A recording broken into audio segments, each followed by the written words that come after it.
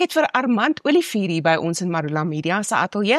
Hy's 'n adviseur van Dynamica Finansiële Dienste. Baie welkom hier by ons. Dankie Estie, lekker om hier te wees. Nou, ons gesels vandag oor 'n belangrike aspek van boedels en dit is hoe om 'n eksekuteur te kies. Kan jy dalk vir ons 'n bietjie raad daarso? 'n Baie belangrike ene, want 'n mens kies gewoonlik 'n eksekuteur en daai eksekuteur moet beskik oor 'n klomp eienskappe. Baie keer gebeur dit dat iemand sommer 'n eksekuteur kies in die familie. En baie keer het daai persoon nie die vaardigheid of die kundigheid om die boedel te beredder nie. Hy is dalk in 'n totale ander veld. So dis belangrik om 'n eksekuteur te kies en vir my is dit baie belangrik dat 'n eksekuteur empatie het. Want onthou jy werk met iemand wat deur 'n rouproses gaan of nog deur skok. So jy werk met iemand en jy moet die empatie kan toon met daai persoon se omstandighede. En 'n eksekuteur is 'n baie belangrike ding om aan te wys.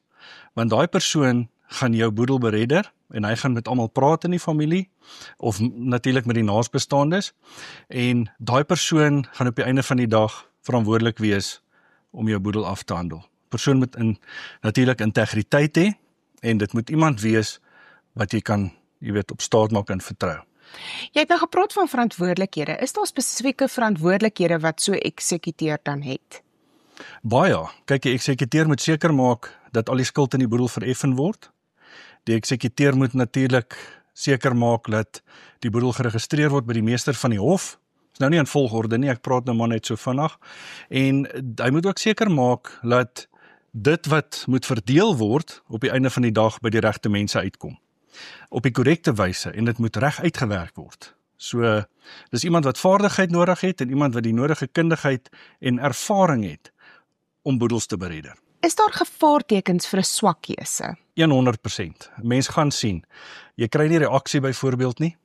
So, jy weet die boedel is aangemeld, maar jy hoor niks nie. As jy soontoe bel, kom jy nie sommer deur nie of jy praat elke keer met iemand anders.